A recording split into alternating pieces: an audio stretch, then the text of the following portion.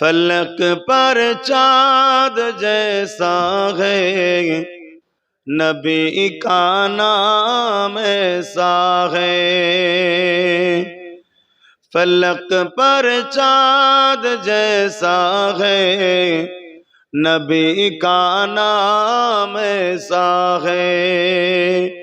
दिलों से गम मिटाता है मोहम्मद नाम ऐसा है।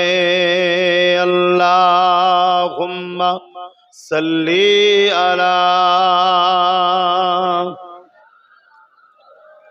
वला आली।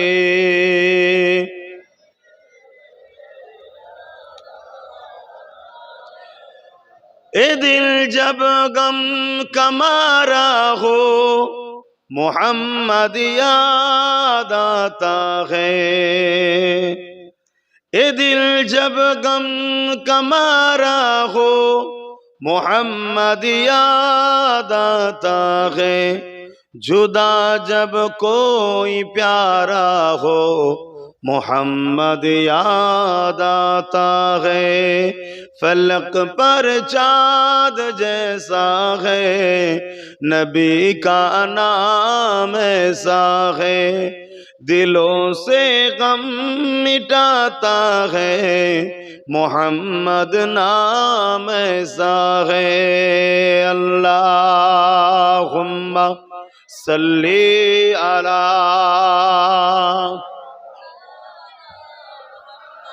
वला आली सय्यदना।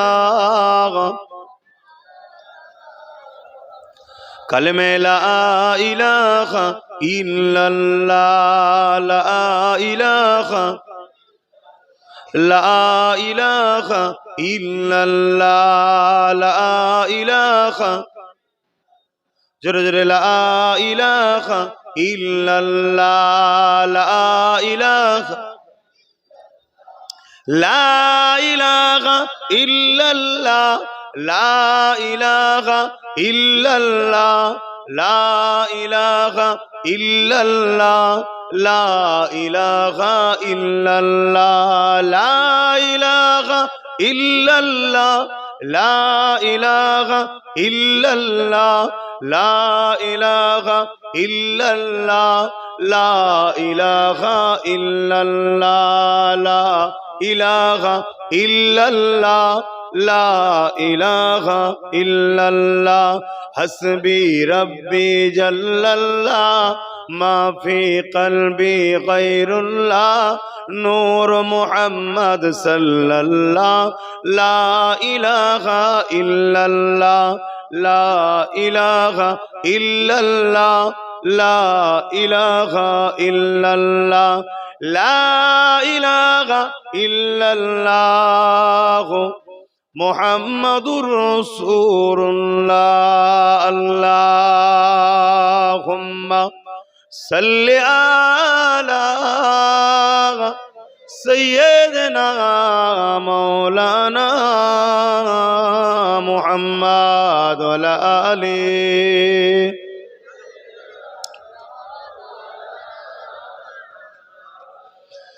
वक़ाल अल्लाहु तआला फ़ी कलामिल मजीद वल फ़ुरक़ानिल हमीद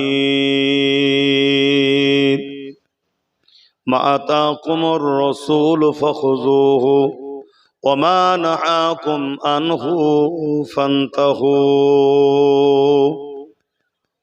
क़ाल रसूलुल्लाह सल्लल्लाहु अलैहि वसल्लम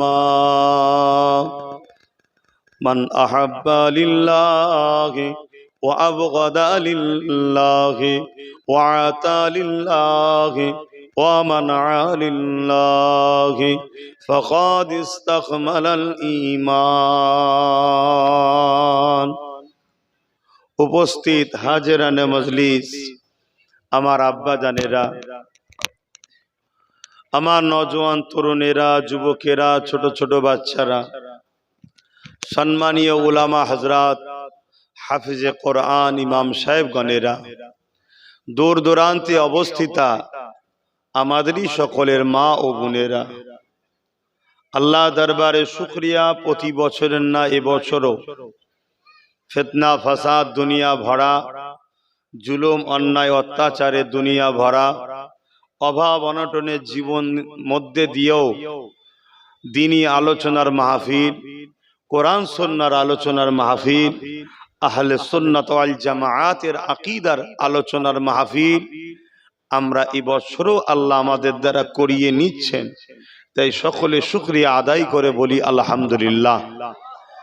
পাশাপাশি এরকম একটা মজলিসে আল্লাহ আমাদেরকে আসতে দিয়েছেন, বসতে দিয়েছেন, এবং আমার মতো অধম গুনাহগারকে আল্লাহ মেম্বারে নববী শরীফে বসা তৌফিক দিয়েছেন।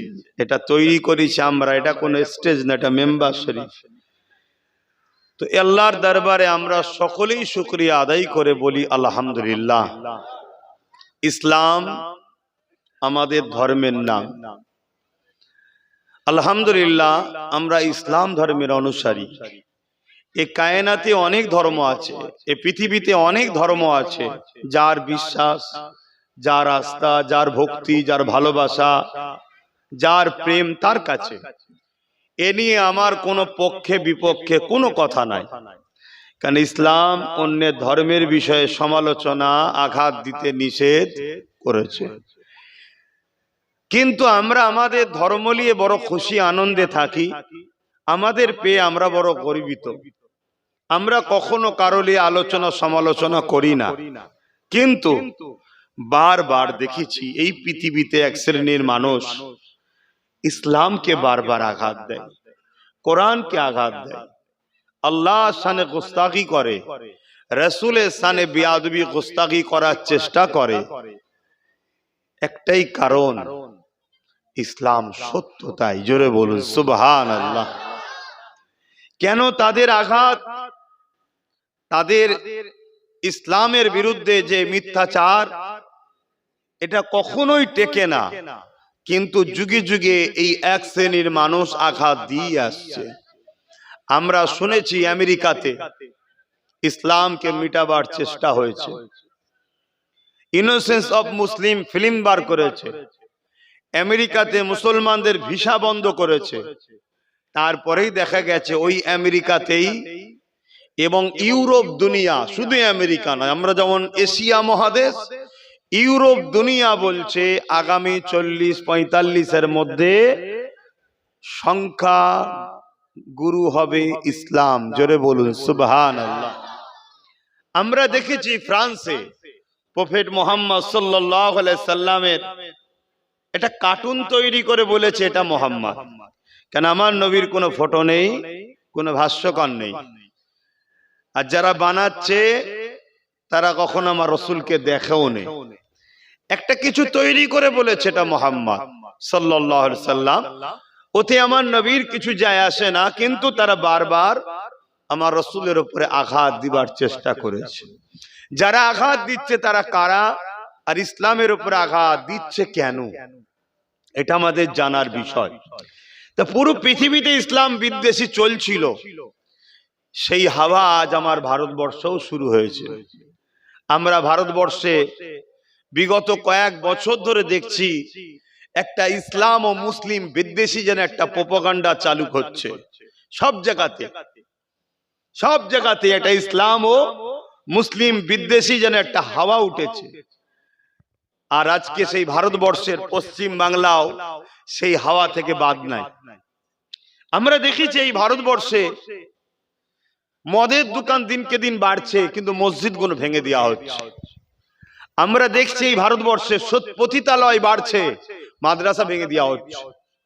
অথচ এই ভারতবর্ষের খবর, পাকিস্তানকে যারা সাপ্লাই করে তাদের মধ্যে নুন, আটাতে নুন দেওয়া বড় বড় কোনো মুসলমান নাই, এরপরও মুসলমানকে বারবার জঙ্গি, আতঙ্কবাদ, দেশদ্রোহী শুনতে হয়। আমার অজের ধারা বুঝতে পারছেন তো? হ্যাঁ, নামাজ, রোজা, দাঁড়ি, টুপির অনেক অজ হয়েছে, আবার হবে। কল্লা থাকলে টুপি পড়বেন, মসজিদ থাকলে নামাজ পড়বেন। কথা বুঝে আসছে তো নাকি? এখন এই অজ দরকার আছে, তাই একটু আলোচনা করছি। না আপনারা বেশি বুঝছেন নাকি? আমার স্বাধীনতা আছে তো নাকি? তো এই জায়গায় দেখছি আমার ভারতবর্ষে যারা যুগে যুগে নারীদেরকে নারীবাদীর নামে ভোগ করে, শোষণ করে, তারাই আজকে ইসলামের নারীদের পর্দার বিষয়ে হিসাব নিয়ে বারবার আঘাত দিচ্ছে। যাদের কাছে নিজেদের বেটিরা সুরক্ষিত নয়, তারা আজকে মুসলমানদের পর্দা নিয়ে আলোচনা করছে। বড় হাস্যকর বিষয়, কিন্তু দুঃখের বিষয়, তারা আলোচনা করার পরও পার পেয়ে যাচ্ছে। কেন? তাদের হাতে পাওয়ার আছে। আমরা ন্যায়ের পক্ষে থাকার পরও মার খাচ্ছি। কেন? আমরা নিজেদের পায়ে কুরুল নিজেরাই মেরে দিয়েছি। যেমন রিসেন্ট কিছুদিন আগে উত্তরপ্রদেশে আই লাভ মোহাম্মদ সাল্লাল্লাহু আলাইহি ওয়াসাল্লাম ব্যানার লিখার জন্য ওই এলাকার কিছু প্রশাসন ও হুকুমতের বুকে অ্যালার্জি ধরেছে, ব্যথা হয়েছে। একজন লিখেছে আমি মোহাম্মদ সাল্লাল্লাহু আলাইহি ওয়াসাল্লামকে ভালোবাসি। কেউ লিখতে পারে আমি মোদিকে ভালোবাসি, কেউ লিখতে পারে আমি মমতাকে ভালোবাসি। তার ভালোবাসা যদি হয় ভালো লিখতেই পারে, সমস্যা কিসের? দেশ সবাইকে ইজাজত দিয়েছে। কিন্তু দুঃখের বিষয়, চোর প্রতারণাদের ভালোবাসি বলাটা এরা দেশে কোনো অসুবিধা নয়। দোনো জাহানের সুলতান মোহাম্মদ সাল্লাল্লাহু আলাইহি ওয়াসাল্লাম তো ইনসাফের নাম, ইনসানিয়াতের নাম, মানবতার নাম, প্রেমের নাম, ভাতৃত্বের নাম, একতার নাম, ঐক্যের নাম। খোদার তো মানুষকে খানা খাওয়াবার নাম হলো প্রফেট মোহাম্মদ রসুল। জোরে বলুন সুবহানাল্লাহ। নারীদের অধিকার দিবার নাম হলো মোহাম্মদ রসুল। জোরে বলুন সুবহানাল্লাহ। মা বাপের মর্যাদার নাম দিবার নাম হলো মোহাম্মদ রসুল। এক কথায় দাসত্ব প্রথাকে ভেঙে দিয়ে মানুষ্য জাতিকে আজাদ করে মহান স্রষ্টার সঙ্গে কানেকশন গড়েছেন যিনি, তিনি হলেন মোহাম্মদুর রসুল। জোরে বলুন সুবহানাল্লাহ। আজকে এই অসভ্যতা, বর্বরতা, জিহালাতের সমাজে মোহাম্মদ রসুলকে ভালোবাসি লিখলে জাহেলদের বুকে ব্যথা হয়। কারণ কিন্তু ওদের দোষ নয়, কারণ আমাদের দোষ। কারণ আমাদেরকে আল্লাহ যে ডিউটি দিয়েছে, এ ডিউটি ছেড়ে দিয়ে আমরা অজ্ঞ, মূর্খ, জাহেল, চরিত্রহীন, সমাজ বিরোধী, রেপিস্ট, অত্যাচারীদের দালাল হয়ে গেছি। ভাষাটা খারাপ লাগলো নাকি? কিছু করার নেই বাপ, একটু বললেও যদি শুধরাই তাই একটু বলছি। কেন? রোগ হলে তো মেডিসিন দিতে হবে না? আল্লাহ আমাদেরকে খলিফা করে পাঠিয়েছে, প্রতিনিধিত্ব করার জন্য দুনিয়ায় পাঠিয়েছে। আল্লাহ আমাদেরকে দুটো কাজ দিয়েছে। কুনতুম খায়রা উম্মাতিন উখরিজাত লিন-নাস তা'মুরুনা বিল মা'রুফ ওয়া তানহাউনা আনিল মুনকার। আল্লাহ আমাদের দুটো কাজ দিয়েছে, এজন্য শ্রেষ্ঠ উম্মাহ বানিয়েছেন, খায়রুল উম্মাহ। দুটো কাজ, অন্যায়কে মিটাও, ন্যায়কে প্রতিষ্ঠিত করো। জোরে বলুন সুবহানাল্লাহ। আমাদের কাজ জুলুম মুক্ত সমাজ গড়া, আমাদের কাজ চোর মুক্ত সমাজ গড়া, আমাদের কাজ রেপ মুক্ত সমাজ গড়া, আমাদের কাজ অত্যাচার অন্যায় মুক্ত সমাজ গড়া, আমাদের কাজ নেশা মুক্ত সমাজ গড়া, আমাদের কাজ এতিমের অধিকার, বিধবার অধিকার, গরিবের অধিকার, মানবতা প্রতিষ্ঠিত করা। তা না করে আজ আমরা করছি কি?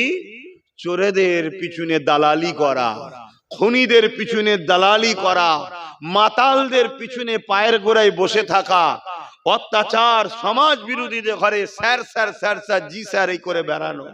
এজন্য আজ আমার রাসূলের নামটা লিখাতেও আমাদের উপরে আঘাত আসছে।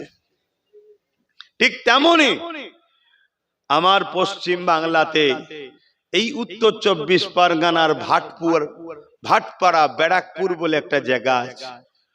ওখানেতে এক মানবরূপী পশু কদিন আগে বলল যে ইসলামে নাকি রেপ করাটা খারাপ বিষয় নয়। তার মানে ইসলামে রেপ করা ভালো। আপনারা কি বলছেন? ইসলামে রেপ করা ভালো? জোরে বলুন। এত বড় একটা ইন্টারন্যাশনাল পৃথিবী বিখ্যাত ধর্ম ইসলাম, সেই ধর্ম ভারতবর্ষের পশ্চিম বাংলায় এক মানবরূপী পশুর মুখ থেকে শুনতে হচ্ছে ইসলামে নাকি রেপ করা পাপ নয়, উপরন্তু সে পশু এখনো পাগলাগারাতেও নেই আর জেলখানাতেও নেই। এর জন্য দোষী কারা? একটু জোরে বলুন, দোষী কারা? আমরা। এটা স্বীকার করুন। আর এই দোষ যদি শুধরে না নেন, জাহান্নামে যাবার জন্য তৈরি হন। ওপেন বলে যাচ্ছি। আবার আমি ওপেন কথা বলি বলে অনেকের আবার অ্যালার্জি হয় মুসলিম উলামাদের মধ্যে, যে কে জান্নাতে যাবে কে জাহান্নামে যাবে আল্লাহ জানে। আল্লাহ তো সবই জানে, তাহলে কোরআন পাঠালো কেন? আল্লাহ জানাবে বলেই তো। হাদিস রসুলে পাক সাল্লাল্লাহু আলাইহি ওয়াসাল্লাম কেন আসলেন? জানাবে বলেই তো। আজকে জমি চলে গেলে মারপিট হয়, চাকরি চলে গেলে মারপিট হয়, আজকে এসআইআর এর জন্য সব পাগল। আরে খোদার যদি মার শুরু হয়, তোমার কাগজ থাকার পরেও তোমাকে শেষ করে দেওয়া হবে। যদি বাবরি মসজিদের কাগজ থাকার পরেও যদি মসজিদ আমরা না পাই, তোমার মতে একটা ব্যক্তির কাগজ নিয়ে তুমি কি করবে?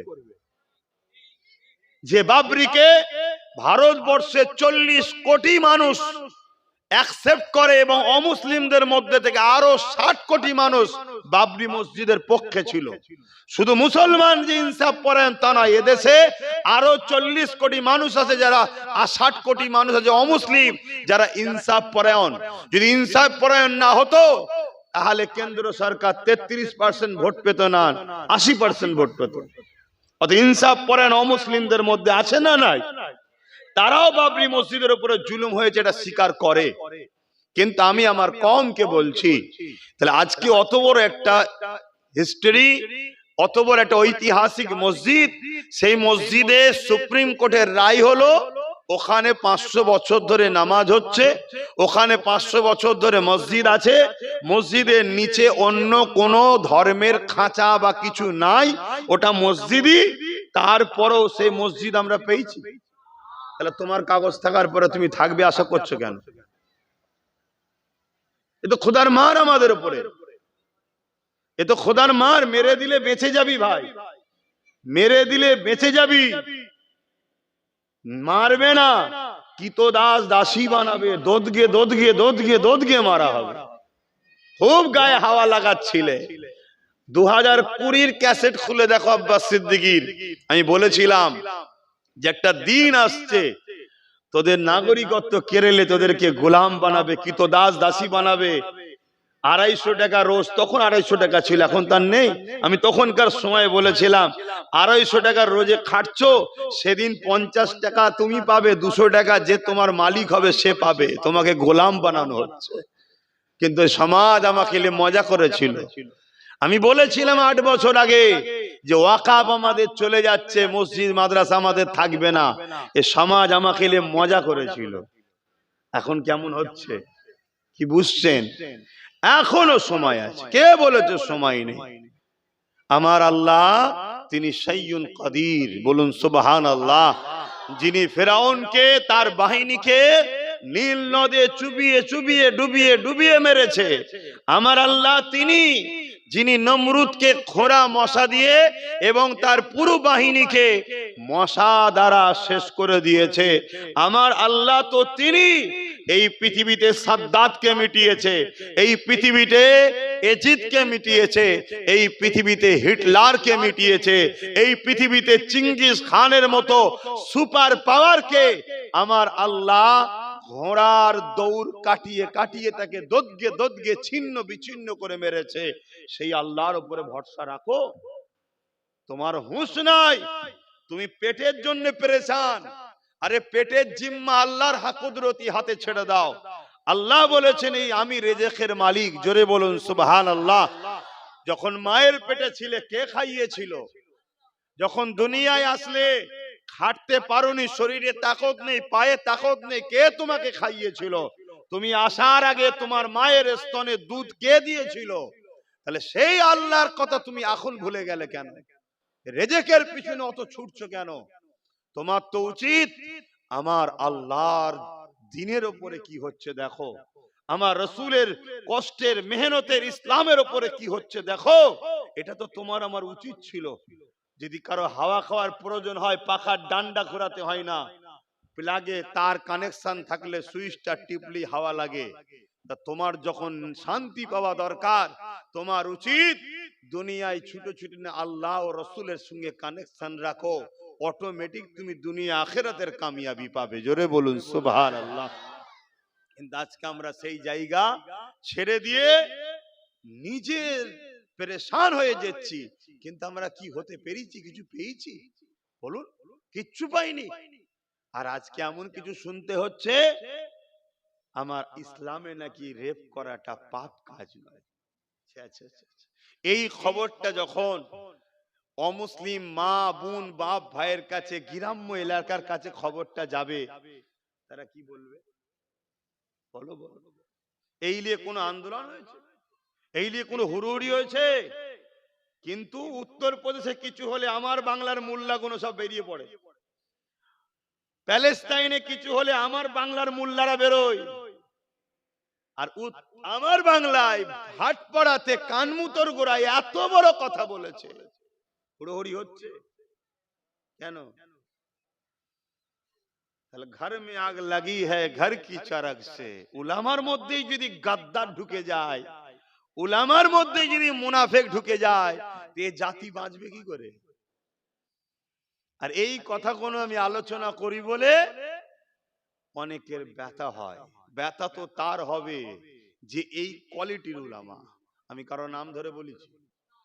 আল্লাহ নবী বলেছেন, আসমানের নিচে জমিনের ওপরে আখরি জামানায় সব থেকে নিকৃষ্ট হবে একদল উলামা। সব থেকে নিকৃষ্ট কারা? একদল উলামা। আর সবার থেকে শ্রেষ্ঠ কারা? আল উলামা ওয়ারাসাতুল আম্বিয়া, নবীর ওয়ারিস উলামারাই। জোরে বলুন সুবহানাল্লাহ। সর্বপ্রথম জান্নাতে যাবে কারা? উলামারা। জোরে বলুন সুবহানাল্লাহ। আর সর্বপ্রথম জাহান্নামে যাবে কারা? উলামারা। উলামার মধ্যে দুটো কোয়ালিটি আছে না? না, আপনাকে তো বুঝতে হবে, আপনাকে তো দেখতে হবে। তো ভাইয়ের আমার, আমার রসুলের ইসলাম নারীদের ঘরে কি সম্মান দিয়েছে। আসো আমরা একটু ইসলাম খুঁজে দেখি।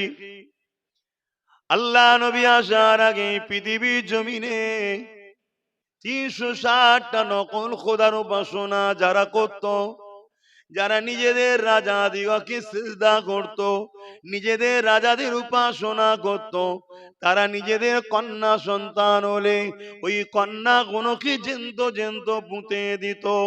এ যুবকেরা, পৃথিবীর জমিনে নারীদের কোনো সম্মান ছিল না, পৃথিবীর জমিনে নারীদের কোনো মর্যাদা ছিল না, পৃথিবীর জমিনে নারী ছিল একটা ভোগের জিনিস, পৃথিবীর জমিনে নারী ছিল একটা অশুভ জিনিস।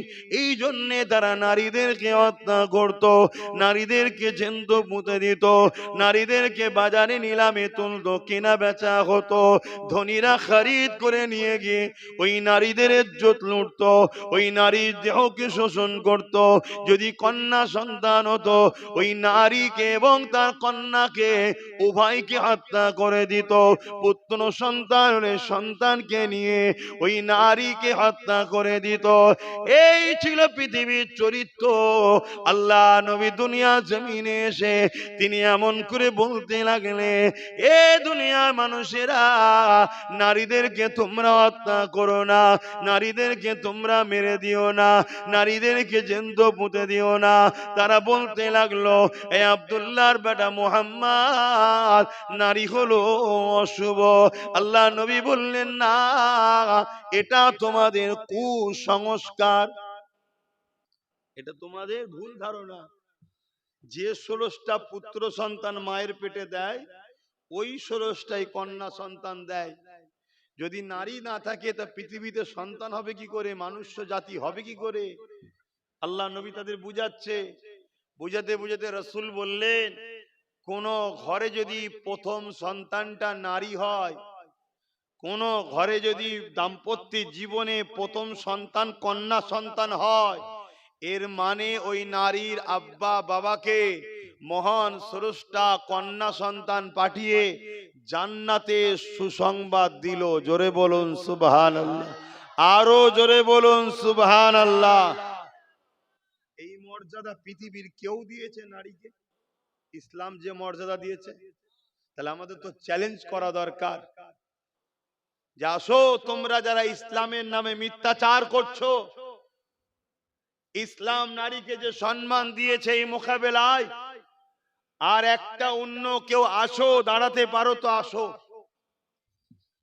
যে প্রথম যদি কোনো বাবা কোন আব্বার কন্যা সন্তান হয়, এর মানে ওই আব্বাকে ওই বাবাকে মহান স্রষ্টা শান্তি ও জান্নাতে সুসংবাদ পায়গম পাঠায়। জোরে বলুন সুবহানাল্লাহ। কোন সময়ে রাসূল বলছে? যে সময়ে জ্যান্ত নারীদেরকে পুঁতে দেওয়া হচ্ছে সেই সময়। যারা পুততো তারা কেউ এক আল্লাহ মাননেওয়ালা ছিল না। শুনছেন তো নাকি?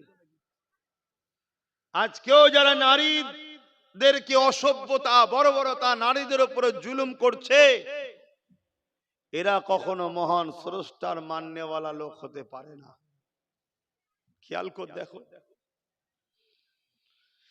কেননা আল্লাহ নবী জানিয়ে দিলেন, আল জান্নাতু তাতাকদামুল উম্মাহাত।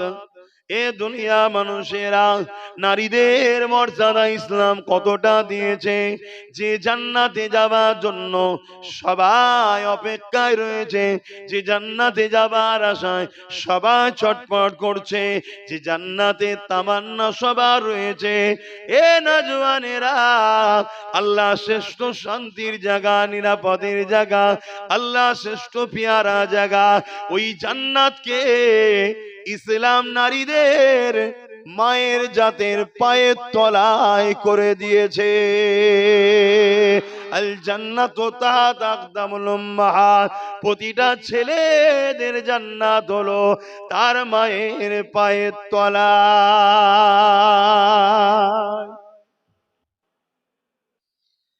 এ নওজওয়ানেরা, আল্লাহ নবী আরো জানিয়ে দিলেন, কারো ঘরে যদি একটা দুটো তিনটে পর পর কোন বাবাকে কোন আব্বাকে মহান স্রষ্টা তিনটে কন্যা সন্তান দেয়।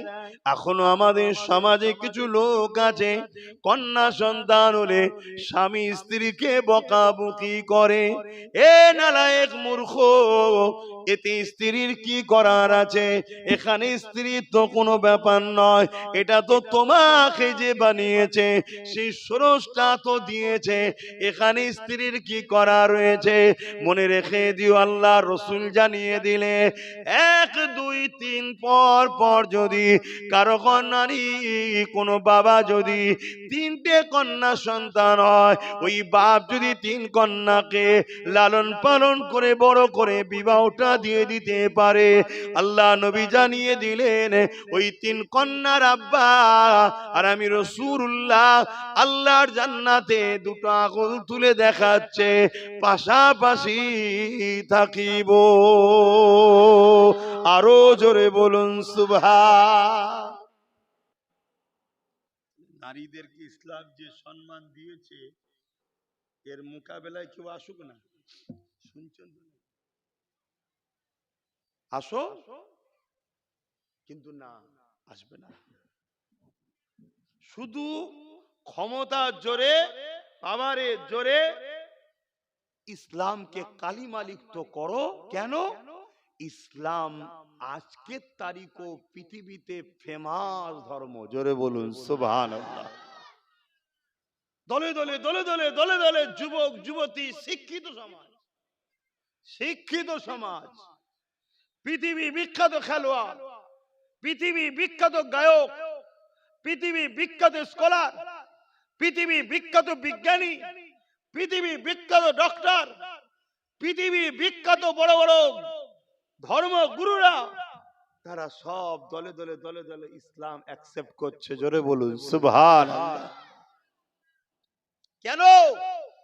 ইসলাম মানবতার নাম, ইসলাম ইনসাফের নাম, ইসলাম ইনসানিয়াতের নাম। কোন মুসলমানের ঘরের ছেলে যদি জুলুম করে, সে জালিম ইসলাম থেকে বেরিয়ে যায়। এ তো জানেন না তো আপনারা। মিশকা শরীফের হাদিস, কেউ জালিম জানার পরে, মন দিয়ে শুনবেন, শুনছেন? মুখে বড় দাঁড়িয়ে রেখে আর মসজিদে গিয়ে তসবিহ টেনে এই মনে করবেন না যে জান্নাত পেয়ে যাব। কেউ জালিম জানার পরেও ওই জালিমকে কেউ যদি সাহায্য সহযোগিতা করে ক্ষমতায় আনে, মিশকা শরীফের হাদিস, রাসূল বলছে সে ইসলাম থেকে বেরিয়ে যাবে। শুনছেন তো নাকি? জুলুম করেনি, জালিমকে সাহায্য করেছে। আর তোমার সহযোগিতা সাহায্যে সে জালিম আরো ক্ষমতায় এসে সমাজে আরো জুলুম করছে, তুমি ইসলাম থেকে বেরিয়ে যাবে। তাহলে জালিমের অবস্থা কি হবে? কথা শুনছেন? জুলুম আর ইসলাম কখনো এক প্ল্যাটফর্মে থাকতে পারে না। পানি আর তেল কখনো এক জায়গায় হতে পারে কি বলুন? এর থেকেও অসম্ভব। সত্য আর মিথ্যা এক জায়গায় থাকতে পারে না। রেপ আর ইসলাম এক জায়গায় থাকতে পারে না। জুলুম আর ইসলাম এক জায়গায় থাকতে পারে না। অত্যাচার আর ইসলাম এক জায়গায় থাকতে পারে না। খুন আর ইসলাম এক জায়গায় থাকতে পারে না। যদি বলেন অনেক মুসলমান করছে, তো আপনি তো মুসলমান দেখছেন, আর আমার ইতিহাস বলছে রোমের মতো ঘটনা ঘটছে। রোমে কি হয়েছে? স্পেনের মতো ঘটনা। স্পেনে কি হয়েছিল? স্পেনে অর্থের লোভে, পদের লোভে অনেক মুসলমান ইসলাম থেকে বেরিয়ে গেছিল। শুনছেন তো আমার কথা? বেরিয়ে গেছে। নটা পর্যন্ত থাকবো আমি, এই করি। তাহলে সরে আসেন। শীতের সময় তোমার খোলা আকাশের নিচে চেপে চেপে যান না, ভাল লাগবে তো। এখন যত চেপে চেপে বসবেন তত জানটা আলা হবে, তবে কোলে যেন উঠে পড়বেন না। সরে আসেন। দরুদ শরীফ আল্লাহুম্মা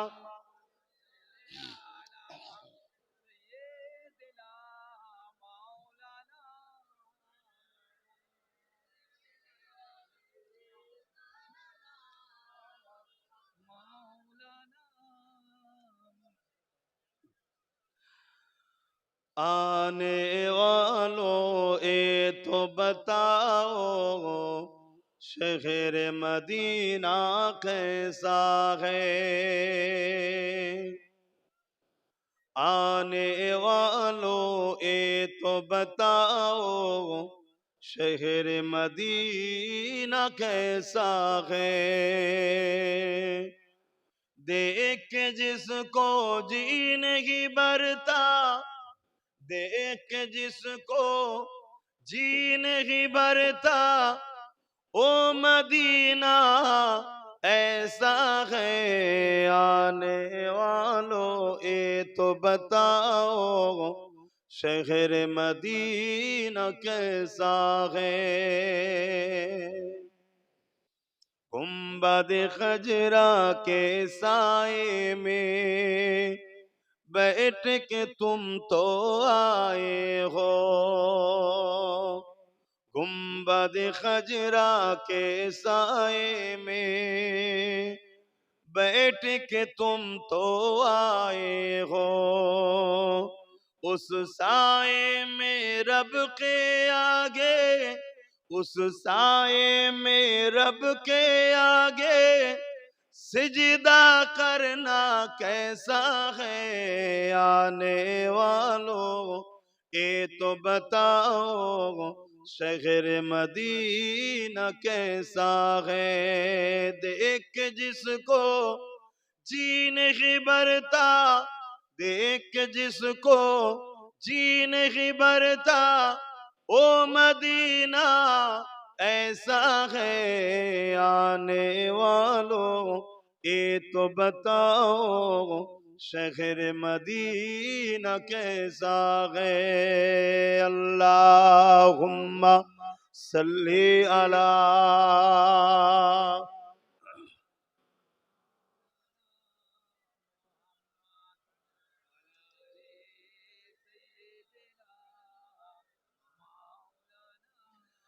আমার আব্বা জানেরা, ভাইরা, মন দিয়ে শোনেন আমি কি বলছিলাম।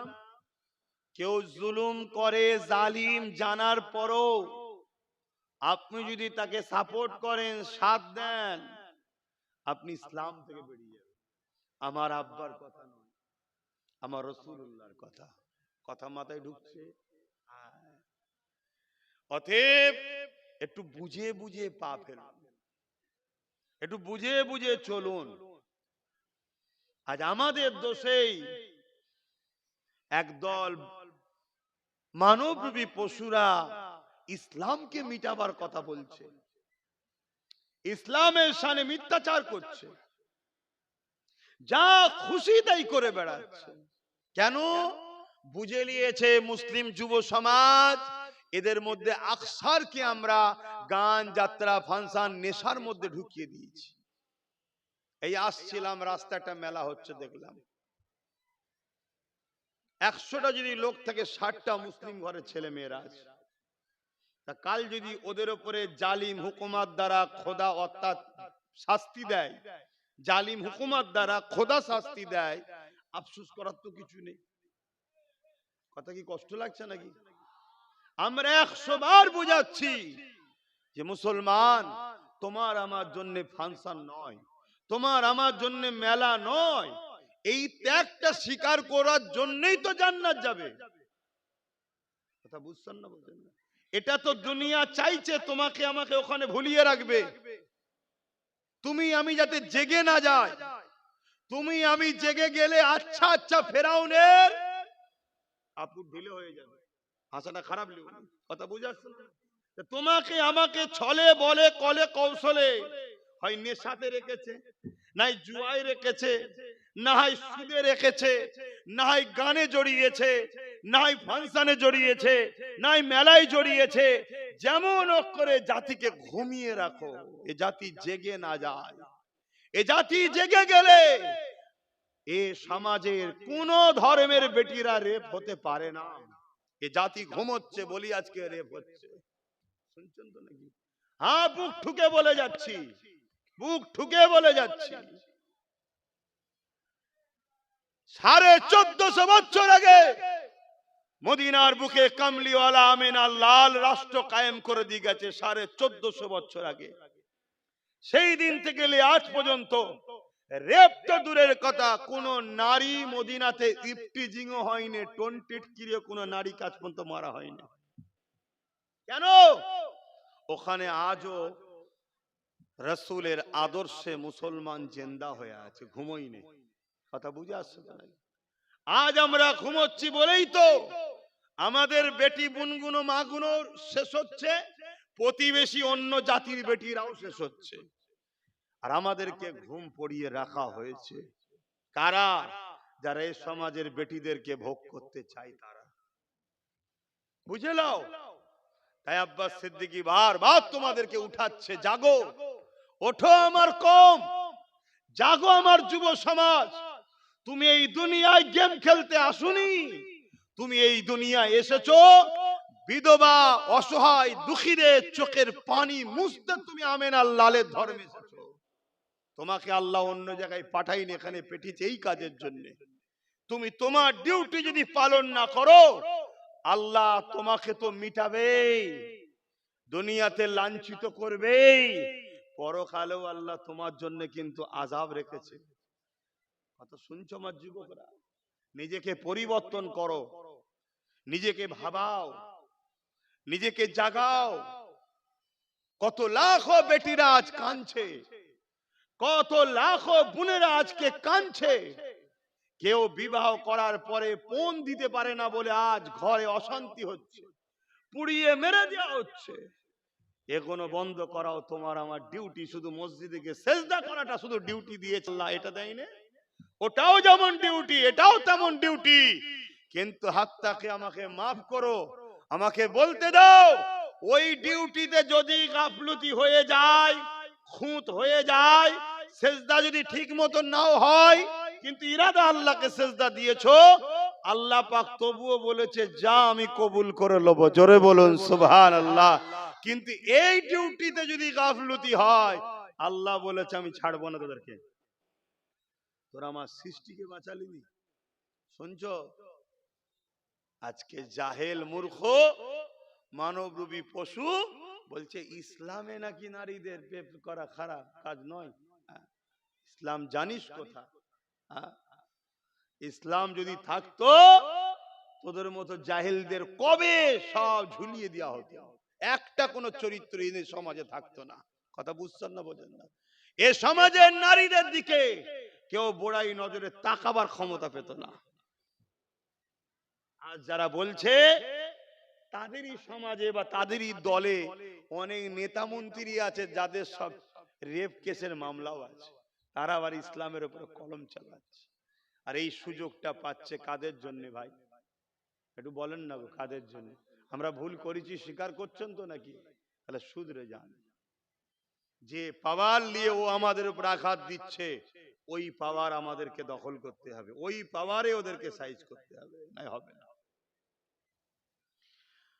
আসেন আমার নবী পাকের আখলাক, আমার নবী পাকের দিন, আমার নবী পাকের আদর্শ, আমার নবী পাকের জীবন চরিত্র আজও পৃথিবীর মানুষ যারাই পড়তে লেগেছে, তারাই আমার নবী পাকের দিবানা হয়ে গিয়ে ইমানে নূরের কলেমা পড়ে মুসলমান হয়ে যাচ্ছে।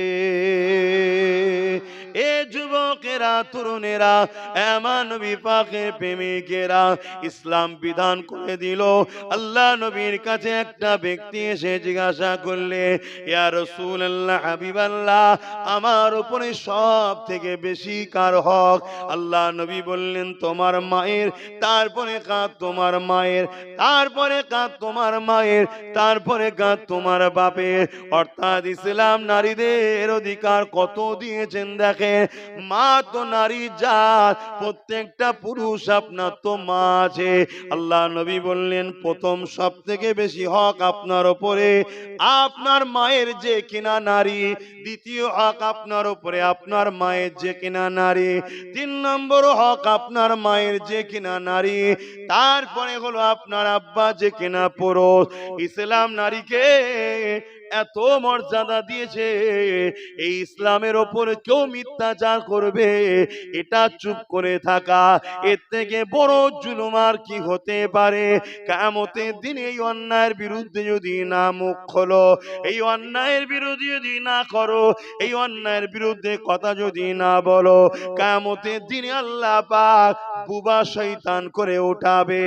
এ যুবকেরা, তরুণেরা, আমার আব্বা আম্মারা, মনে রেখে দেবেন, আল্লাহ নবী, নূহ নবী, দয়া নবী জানিয়ে দিলে, যখন কোন নারী কোন পুরুষে বিবাহ হবে, অর্থাৎ একটা কন্যা একটা পুরুষ দুজনের যখন নিকাহ হবে, ইসলামের নিকাহ সিস্টেমটা কি শুনে রেখে দাও। পুরুষকে আগে থেকে স্ত্রীকে আনার আগে নিজের ঘরকে সুন্দর করে সাজাবে। তুমি তোমার স্বার্থ মতন সাজাও, যেন তোমার স্ত্রী এসে মনে করে এই যে যা কিছু করা হয়েছে আমার জন্য করা হয়েছে। দ্বিতীয় নম্বর, তুমি পুরুষ, তুমি আগিয়ে যাও কন্যার ঘরে, নারীর ঘরে, সেখানে গিয়ে তাকে নজরানা দিন, মোহর দিয়ে, তারপরে তাকে তুমি তোমার জীবন সাথী বানিয়ে তুমি তোমার ঘরে নিয়ে আসো, এবং ঘরে নিয়ে এসে তার থাকা খাওয়া, তার জীবনের প্রয়োজনের জামা কাপড়, ওষুধ থেকে শুরু করে সব কিছু দায়িত্ব পুরুষ তোমার কাঁধে। যদি দায়িত্ব না নিতে পারো, নিকাহ করো না। আর যদি দায়িত্ব নিতে পারো, নিকাহ করো। কেননা এই হক যদি তুমি না আদায় করো, এ পুরুষ কিয়ামতের দিন আল্লাহ তোমাকে ধরবে। এটা হলো ইসলামের নিয়ম। আর এখন মেয়ের বাপ টাকা দেয় পুরুষকে, মোটরসাইকেল টরসাইকেল ফোন, এটা এটা মানুষের শয়তানদের তৈরি করা কথা, বুঝছেন তো নাকি? এটা ইসলামের নয়, এমন কথা বুঝছেন তো নাকি? তাহলে সেই ইসলামের উপরে আঘাত, অসুবিধা হচ্ছে। হ্যাঁ, আবার একটা প্রশ্ন ওঠে, কি সবই বুঝলাম, তাহলে ইসলাম নারীদেরকে পর্দা করতে বলে কেন? সবকিছু ছেড়ে দিয়ে পর্দার পিছনে চলে গেছে কেন? পর্দা ঢেকে রাখলে সমস্যা কিসের? ঢেকে রাখলে সমস্যা কোথায়? না, ঢেকে রাখলে যারা সমাজে চরিত্রহীন, নজর খারাপ, তাদের তো অসুবিধা হওয়া দরকার, ঠিক তো নাকি? যারা এই পর্দা নিয়ে কথা তোলে, জানতে ওদের ক্যারেক্টার খারাপ, চরিত্র খারাপ। ওরা হলো ওই শিয়াল মার্কা মানুষ, যে শিয়ালগুলো আন্দোলন করে সবই ঠিক আছে, মুরগিকে কেন খাঁচার মধ্যে রাখা হয়? ওকে ছেড়ে রাখো, ছেড়ে রাখো। কেন? খাঁচার মধ্যে থাকলে শিয়ালকে শুকিয়ে থাকতে হয়, খাওয়া জোটে না, ছেড়ে রাখলে ধরে ধরে খাবে।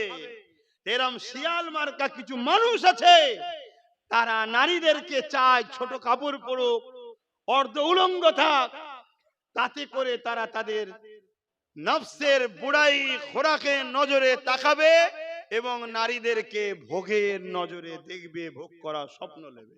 কথা বুঝে আসছে না?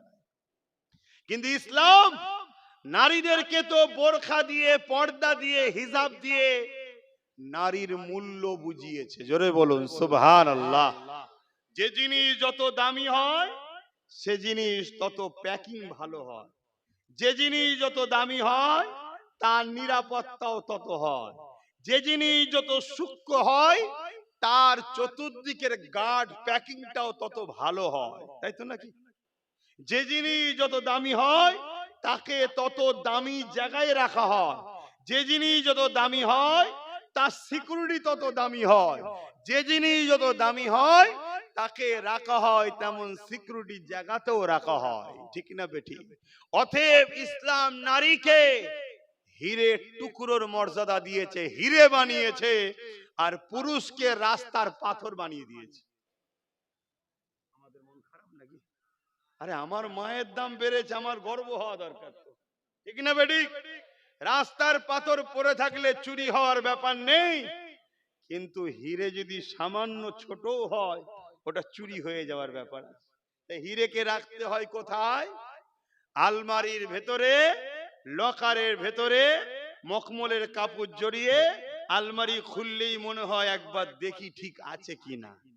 কি আর ছিঁড়া নোটগুলো পড়ে থাকে ব্যান্ডিল ব্যান্ডিল, ওর দিকে তাকাবার সময় থাকে না, ও দুটো যাই যাকগে যাক।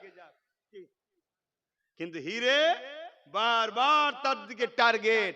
এ আমার মায়ের জাত, বোঝেন বোঝেন, ইসলাম আপনাকে ঢেকে রেখে মূল্য বুঝিয়েছে যে তোমরা নারী, তোমরা হলে হীরে। জোরে বলুন সুবহানাল্লাহ। তোমাকে আমি দামি জিনিস বানিয়েছি, তুমি নিরাপদে থাকো, সেফটি থাকো, ঢেকে থাকো। কেন? তোমার মূল্য অনেক বেশি। আর পুরুষ ও রাস্তার পাথরের নাই, ও পড়ে থাকলো, বস্তা বস্তা পড়ে থাকলো, কেউ টাকাবে না। কথা বুঝে আসছে তো নাকি? তাহলে সেই মায়ের জাতেদেরকে বুঝা দরকার। কিন্তু আজ আমার মায়েদের মধ্যে অনেক মা আছে নিজেদের মূল্য নিজেরাই কমিয়ে দিচ্ছে। কি কমাচ্ছে না কমায়নি? আজকে চলে যাও আরব দুনিয়ায়, যে দুনিয়ায় কোন নারীর পায়ের পাতা দেখা যায় না, সেই আরব দুনিয়ায় যখন একটা নারীর বিবাহ হয়, সেই নারীর নজরানা দেনমোহর হলো 1 কোটি টাকা। কত? 1 কোটি টাকা পুরুষকে দিতে হবে, তারপরে বিয়ে হবে। শুনছেন তো নাকি? আর আমার দেশে বা আমাদের সমাজে বলবেন তো কেন? আমরা নিজেদের মূল্য নিজেরা নষ্ট করেছি, নিজেদের মূল্য নিজেরাই নষ্ট করে ফেলেছি। তাদের পায়ের পাতাটাও কেউ দেখেনি, তারা নিজেদের মূল্যকে রেখে দিয়েছে, তাই তাদের মূল্য আল্লাহ মিলাচ্ছে। ভাবো, আসেন ইসলামকে জানি, ইসলামকে বুঝি, ইসলাম মেনে জীবন গড়ি, তবেই কামিয়াব হব। পাশাপাশি আমার ইসলামের ওপরে কেউ জুলুম করলে, কেউ আঘাত দিলে, অযথা মিথ্যাচার করলে, তার বিরুদ্ধে আমাদেরকে সংগঠিতভাবে তাকে জবাব দিবা, এটাও দায়িত্ব রয়েছে। এ যুবকেরা, ইসলাম জুলুম কখনো করেনি, কিন্তু কেউ যদি ইসলামের ওপরে আঘাত দিয়েছে, ইসলাম তাকে ডিফেন্স করতে বলেছে। যেমন বদরের জমিনে ঘটেছিল। বদরের জমিনে আমার রাসূল পাক সাল্লাল্লাহু আলাইহি ওয়াসাল্লাম মক্কা জমিন থেকে হিজরত করে ইয়াসরিব মদিনা জমিনে চলে গেল। মদিনায় সাহাবা হুজুর দিগকে নিয়ে আল্লাহ নবী বড় আনন্দেতে, বড় শান্তিতে সেখানে নবী আমার দ্বীনের প্রচার করতে লেগেছে। কিন্তু মক্কা জালি সন্ত্রাস আবু জেহেল উতবা সাইবা তাদের সহ্য হলো না। তারা 1000-এর উপরে সৈন্য নিয়ে মদিনার উপরে হামলা করবে বলে এগিয়ে গেল। এ যুবকেরা, এই খবরটা আমার নবী পাক যখন পেয়ে গেলেন, আল্লাহ নবী সাহাবা হুজুর দিগকে বললে, বাবা সাহাবারা, মদিনার উপরে আবু জেহেল 1000 লোক নিয়ে আসছে, হামলা করবে। ওকে মদিনায় আসার আগে তাকে রাস্তায় রুখতে হবে, তার সঙ্গে আমরা কথা বলবো, তার সঙ্গে আমরা সলে করব। কারণ আমি তো মক্কা ছেড়ে দিয়ে ইয়াসরিব মদিনায় চলে এসেছি, তারা মদিনাতে রয়েছে, আমি তো তাদের মক্কায় রয়েছে, আমি তো তাদের ওখানে যাইনি, তাদের সঙ্গে কোনো কথা বলতেও চাইনি। তারা কেন আমার মদিনায় এসে হামলা করবে? এই ব্যাপারে তাদের সঙ্গে একটা আলোচনা আমরা করব, চলো। কিন্তু মদিনায় যদি ঢুকে পড়ে, আলোচনা তারা না করে হয়তো হামলা করে দিতে পারে। যে হামলাতে মদিনার মুরব্বীরা, মদিনার নারীরা, মদিনার বাচ্চাদের উপরও হামলা করতে পারে। কারণ যারা জালিম হয় তাদের কাছে কোনো দয়া ময়া বলে কিছু নাই। জালিমদের একটাই জিনিস, ক্ষমতার জন্য নিজের পরিবারকেও হত্যা করতে পিছপা হয় না। ইতিহাস এমন পাওয়া যায় না, যায় না? কথা বলছেন না কেন? ঠান্ডায় পুরো জড়ো হয়ে গেল, নতুন ঠান্ডা পড়ছে বলে। জালিম যারা হয় তাদের কাছে শিশু বাচ্চা বলে কিছু নেই। যেমন এই পশ্চিম বাংলায় 2021-এ ভোটের গণনার পর জালিমরা, এই রাজ্য সরকারের লোকেরা অনেকের ঘর বাড়ি ভাঙচুর করেছে না করেন? এটা আওয়াজ দিয়ে বলুন, করেছে না করেন? এরা জালিম, এদেরকে সাপোর্ট করা চলবে না, হারাম। কথা বুঝে আসছে? এরা জালিমেরা। এমনকি দক্ষিণ 24 পরগনায় বেশ কিছু কিছু বিধানসভাতে রোজার মাস ছিল, মনে পড়ছে তো, ইফতার পর্যন্ত ফেলে দিয়েছে, বাচ্চা ছেলেদেরকে পর্যন্ত আঘাত করেছে, কল তুলে চলে গেছে। ইফতারের যে পানি, এই পানিটা পর্যন্ত খেতে দেয় না। এরা জালিম। কেন? তার বাড়ির কেউ হয়তো জালিমকে ভোট না দিয়ে অন্যদিকে দিয়েছিল, তাই জুলুম করছে। কথা শুনছে? এইভাবে অত্যাচার করেছে। তো এটা জালিমদের অভ্যাস, এটা নতুন নয়। এরা আগামী দিন আরো করবে, এরা আগামী দিন আরো করবে। কখন করবে? যখন এদেরকে আমরা ছেড়ে দেব। প্রথম ছোট কুড়ি বেরোয়, এই গাছটা আস্তে আস্তে বড় হয় না, হয় না? কথা বলো, বড় হয়। যখন আপনি ছেড়ে দেবেন, এর পাপাচার বাড়বে।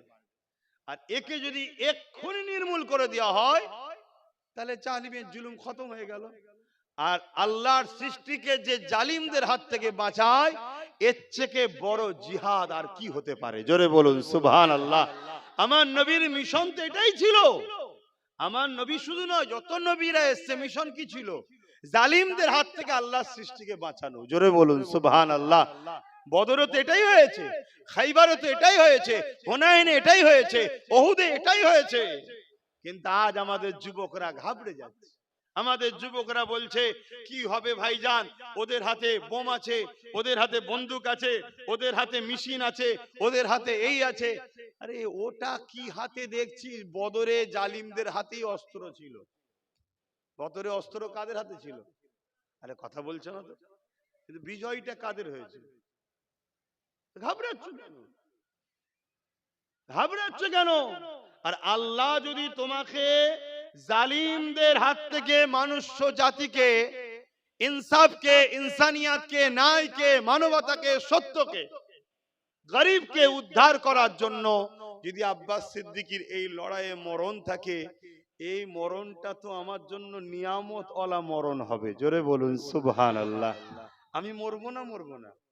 কথা বলে, বলতে লজ্জা লাগছে যে হুজুর মানুষ বলি কি করি? এটা তো চির সত্য। হুজুর তো কি হয়েছে, মরণ তো হবেই রে বাবা, ঠিক না বেটি? তাহলে এমনি ঘরে বিছানায় পড়ে মরা বা এমনি মরা, যাক সম্মরণই। আমি চাই ইমান হালে যে মরবে সেই কামিয়াবি। কিন্তু তারপরও ওই মরণটা কত সুন্দর, যে মরণের উদ্দেশ্য জুলুমের বিরুদ্ধে, অন্যায়ের বিরুদ্ধে, খুনের বিরুদ্ধে, নেশার বিরুদ্ধে, অত্যাচারের বিরুদ্ধে, মানবতার পক্ষে, ইনসাফের পক্ষে, এতিমের পক্ষে, বিধবার পক্ষে, মজলুমের পক্ষে, ন্যায়ের পক্ষে, সত্যের পক্ষে দাঁড়ানোর জন্য যে মরণটা হবে, ওই মরণটা তো আল্লাহর পক্ষ থেকে একটা নিয়ামত। জোরে বলুন সুবহানাল্লাহ। এই মরণটা কেমন? জান বেরোবার আগে জান্নাত দেখানো হয়। জোরে বলুন সুবহানাল্লাহ। মরণ তো সেই হবে। এবার কেউ যদি মনে করে যে আমি মনে হয় জুলুমের বিরুদ্ধে লড়লে এক সপ্তাহ আগে মরণ হতে পারে, আর না লড়লে মনে এক সপ্তাহ পরে হবে, এরকম নাকি? কথা বলছো না তো? অনেক হয়তো ভাবে যে এই ছেলেটা জন বয়সে মরে গেল, কি দরকার ছিল অন্যায়ের বিরুদ্ধে বলার, না হয়তো বাঁচতো। এরকম কেউ মনে করেন নাকি? এটা কুফরি, এটা আল্লাহর বিধানকে অস্বীকার করা, ঈমান চলে যাবে। শুনছেন না? শোনেন না? হ্যাঁ, একটা তাহলে ব্যক্তির নাম বলি, একটু শোনেন। নাম হচ্ছে হযরতে খালিদ বিন ওলীদ। নাম শুনেছেন? হ্যাঁ, মাশাআল্লাহ, আলহামদুলিল্লাহ। ইনাদের নাম শুনুন, চোরেদের নাম জেনে লাভ নেই। ইনাদের নাম জানুন, ইনাদের নামটা বললেও আল্লাহ খুশি হয়। বলুন সুবহানাল্লাহ।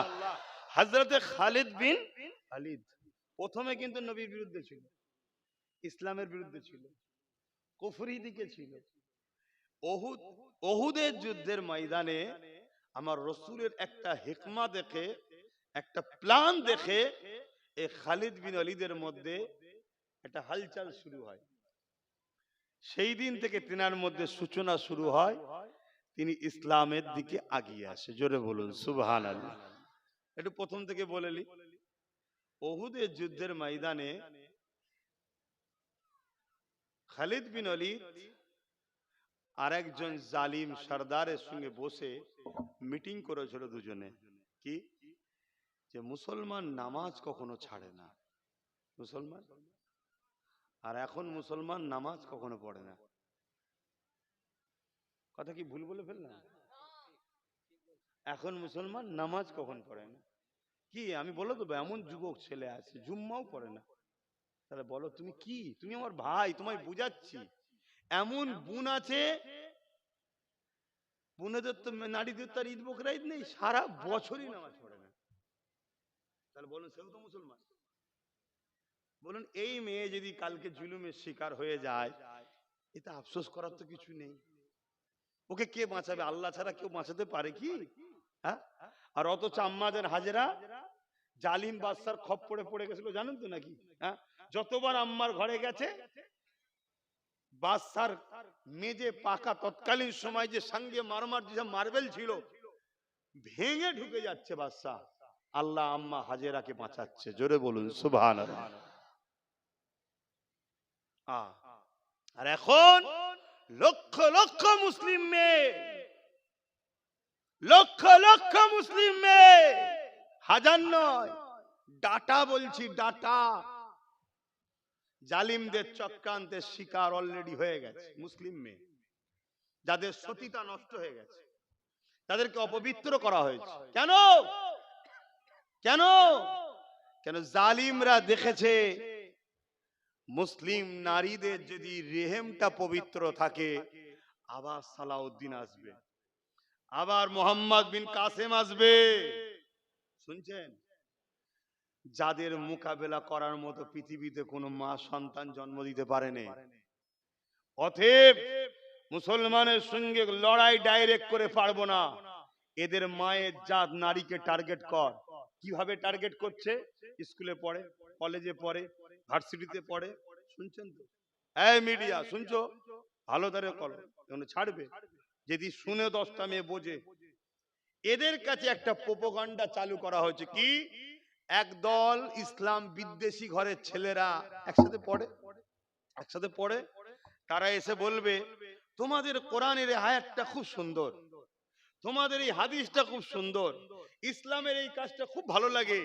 আমার মায়ের জাত এমনি নরম দিলে সে ভাববে ইসলামের দিকে মনে হয় আগ্রহ আছে, একে একটু ইসলামের কথা শোনাই। শুনছেন না? শুনুন, কিন্তু প্ল্যান মাফিক কাজ হচ্ছে। যখন আর একটু শোনাবে, ফোনে কথা হবে, তোর ফোন নাম্বারটাতে কিছু জানার হলে জানবো, হাই হ্যালো মেসেজ, হোয়াটসঅ্যাপ, আরো কি কমনে আছে। আস্তে আস্তে সম্পর্ক বাড়ছে না কমছে? আগুন আর মোম কখনো এক জায়গায় থাকলে যে কোনো একটা তো যাবে নাকি? কথা বলে। এভাবে এক জায়গায় হতে হতে হতে হতে একটা দিন আমার বোনটার পবিত্রতাকে নষ্ট করছে। একটা দিন বলছে আমি তোদের দিকে চলে যাব, কিন্তু পরিকল্পনা শুধু নষ্ট করো। একটা দিন হয়তো সন্তানও হয়ে যাচ্ছে, সন্তান সমেত ছেড়ে দিচ্ছে। একটা দিন হয়তো সন্তান এসে যাচ্ছে, ওই অবস্থাতে ছেড়ে দিচ্ছে, বাপ আর মা কাউকে জানায়নি, তাড়াহুড়ো করে বিয়ে দিয়ে দিয়েছে। ওই সন্তান কিন্তু জমিনে আসছে। যে সন্তান মুসলিম ঘরে বড় হবে, সবাই জানবে মুসলমানের বাচ্চা, কিন্তু ওই সন্তান বড় হয়ে ইসলামের উপকারে আসবে না। আজকে যেসব মুসলিম এক একটা নেতা আছে দেখছেন না, শেষ করে ফেলছে, এই রকম প্রোটেকশন তৈরি হচ্ছে। এই কথা বুঝছেন না, বোঝেন না? কথা খারাপ হচ্ছে, আমার অজে অসুবিধা হচ্ছে নাকি? কি শুনবেন বাবারা, বাবারা এই ওখান থেকে নবীর প্রেমে ঝাঁপ দিয়ে পড়ে গেছে, ওখানে চলে গেছে। হ্যাঁ, ওটাও শোনেন, মানা করছি নি, কিন্তু কি চলছে বাস্তবটা, সময়ের দাবি কি, সময় কি চাইছে, এটা একটু শোনো। এসেছি তোর আগে 3 বার, অনেক কাজ করেছি তো। আজকে আমার প্রত্যেকটা বাপকে বলবো, আমার মা বোনের, নারীর জাতেরা, আমার বোনেরা হয়তো এই কথা শুনে মনে দুঃখ পেতে পারে, কিছু করার নেই, কিছু করার নেই। তুমি একা ধ্বংস হচ্ছ তা নয়, তোমার ভুলের কারণে এই সমাজে এমন একটা বিস্ফোরা সন্তান আসছে, যার দ্বারা ইসলাম সমাজটা পুরো ক্ষতি হচ্ছে। সে বড় হয়ে হয় ক্রিমিনাল হচ্ছে, অন্যায় চরিত্রহীন। আমাদের নয়, সে কথা বুঝে আসছে না? আমি আর খুলে বলতে পারছি না তো। তাহলে বদলাম হেডলাইনে কি হবে, মুসলমান দেখো কি, সেই বদলাম আমাদের হচ্ছে। এইভাবে ইসলামের ঘরের বেটিগুলোকে টার্গেট করা হয়েছে, শুনছেন? তাই আমি প্রত্যেকটা বাপকে বলবো, পড়াও, পড়াতে হবে, পড়াতে আমি নিষেধ করছি না, সাথে করে নিয়ে যাও, সাথে করে নিয়ে আসো, ফোন দাও ছোট ডিব্বা, শুধু খোঁজ লিবার, মা কোথায়, তুই কোথায়, যাবো এক্ষুনি, এই শুনছেন না, শোনেন না? এটা আমার বোনেরা কষ্ট পেলেও পেতে পারে, কিন্তু জাহান্নামের হাত থেকে বাঁচাবার রাস্তা দেখাচ্ছি বোনগুলোকে, শুনছেন না, শোনেন না? আর যখন তখন তার ফোনকে 2 দিন 3 দিনের জন্য নিয়ে নাও, কোথা থেকে ফোন আসছে, কি ব্যাপার দেখো। একটা পুরুষের গায়ে পুরো ছিঁড়া জামার মতো যদি দাগ লেগে যায়, কিচ্ছু যায় আসে না, ও নিজে পাপী, সমাজের কোনো ক্ষতি হবে না। আপনার মুখে চুনকালি কিছুক্ষণ লাগলেও লোক ভুলে যাবে, কিন্তু একটা মা যদি, আমার মায়ের জাত নারী যদি রেহেম অপবিত্র হয়ে যায়, এমন বিস্ফোরা জন্মাবে, ইসলামের তো দুশ্মন হবে। হাক্কানি আলেমরা যখন ইসলামের বিরুদ্ধে বলবে, ও তখন দাঁড়িয়ে গিয়ে বলবে, তোমার ওয়াজ বন্ধ করো, এখানে সব ওয়াজ চলবে না, আমার নেতা নেত্রীর কথা চলবে, অন্য কারো কথা চলবে না। এমন মুসলমান আছে না নাই? হ্যাঁ, এইসব বিস্ফোরা কথা বুঝে আসছে না নাই? এদের মুখ থেকে কখনো শুনতে পাবেন না, এদের মুখ থেকে কখনো শুনতে পাবেন না যে কোরআন শেষ হয়ে যাবে বললে এটা অন্যায় করেছে, এটা বলবে না। আর আমরা যখন বলবো যে কোরআন শেষ করবে বলেছে, সে শয়তান বদমাইশ, তার 7 দিন নেই তোর ঈমান চলে যাবে, তখন আমাদের সমালোচনা করবে। কথা বুঝছেন না? কিচ্ছু করার নেই বাপ, দিনটা অনেক কষ্ট করে এসেছে। এই দিনটাকে, আমার ছেলে গান শুনেছে, আমার ছেলে যাত্রায় গেছে, আমার মেয়ে টিভি দেখে ফেলেছে, আমার মেয়ে গান শুনে ফেলেছে, ওটা কিছুক্ষণের জন্য গুনাহ করেছে, তওবা করলে মাফ হয়ে যাবে, শুনছেন তো নাকি? কিন্তু গোড়া যদি গন্ডগোল হয়ে যায়, গোড়া যদি গন্ডগোল হয়ে যায়, তাহলে কি হবে? বাবেরা, নওজওয়ানেরা, হযরত খালিদ বিন ওয়ালিদ এমন করে ইসলাম কবুল করে নিল, সময় বড় কম কেন, তাবারুক রয়েছে। এ যুবকেরা, খালিদ বিন ওয়ালিদ ইসলাম কবুল করে নিয়ে রোমদের বিরুদ্ধে লড়াই করতে যাচ্ছে। 3000 সৈন্য রয়েছে নবী সাহাবাদের, কত? আর রোমদের রয়েছে 2 লক্ষ। এই 2 লক্ষ সেনার বিরুদ্ধে 3000 সৈন্য পাঠিয়েছে। 3 জন সিপাহসালার রাসূল তৈরি করে দিয়েছিলেন। 3 জন শহীদ হয়ে যাবার পর হযরতে খালিদ বিন ওয়ালিদ ইসলামের ঝান্ডাকে হাতে তুলে নিয়ে হুজুর আমার জালিমের বিরুদ্ধে লড়াই করতে লেগেছে। এই লড়াইয়ের রণকৌশল এত ছিল, 3000-এর সামনে 2 লক্ষ টিকে থাকতে পারল না। এ নওজোয়ানে খালিদ বিন ওয়ালিদ জীবনে 120 থেকে 25টা লড়াই করেছিল, গরিবের পক্ষে, ইনসাফের পক্ষে, মানবতার পক্ষে, মজলুমের পক্ষে, অসহায়ের পক্ষে, সত্যের পক্ষে। এ যুবকেরা খালিদ বিন ওয়ালিদ মিথ্যার বিরুদ্ধে, অন্যায়ের বিরুদ্ধে, জালিমের বিরুদ্ধে 120টাকে 25টা লড়াই করেছিল। প্রতিটা লড়াইয়ে খালিদ বিন ওয়ালিদের নেতৃত্বে আল্লাহ পাক বিজয় দিয়ে দিয়েছিলেন। এই খালিদ বিন ওয়ালিদ একদিন বিছানাতে শুয়ে আছে, ইন্তেকালের সময় ঘনিয়ে এসেছে। খালিদ বিন ওয়ালিদ চোখ ভরা পানি নিয়ে কাঁদে, আর স্ত্রী পাশে বসে রয়েছে। কি কষ্ট হচ্ছে আপনার, কেন কাঁদছেন? খালিদ বিন ওয়ালিদ বলছে, আমি চলে যাব, আমার যাবার সময় হয়ে এসেছে, আমি এজন্য কাঁদছি। আমি 120 থেকে 25টা লড়াই করেছি, প্রতিটা লড়াইয়ে যাবার সময়ে আল্লাহর কাছে দোয়া করতাম, আল্লাহ আমি যেন হকের জন্য লড়তে লড়তে শহীদ হয়ে যায়, আমি যেন মানবতার জন্য লড়তে লড়তে শহীদ হয়ে যায়, আমি যেন ইনসাফের জন্য লড়তে লড়তে শহীদ হয়ে যায়। হে আল্লাহ, আপনার জন্য, আপনার হাবিবের জন্য, দ্বীনের জন্য লড়তে লড়তে জালিমদের আঘাতে আমি যেন শহীদ হয়ে যায়। আমার প্রাণের স্ত্রী রে, আমার শরীরের এমন কোন জায়গা নাই যেখানে বল্লমের দাগ নাই, তরোয়ালের দাগ নাই, তীরের দাগ নাই।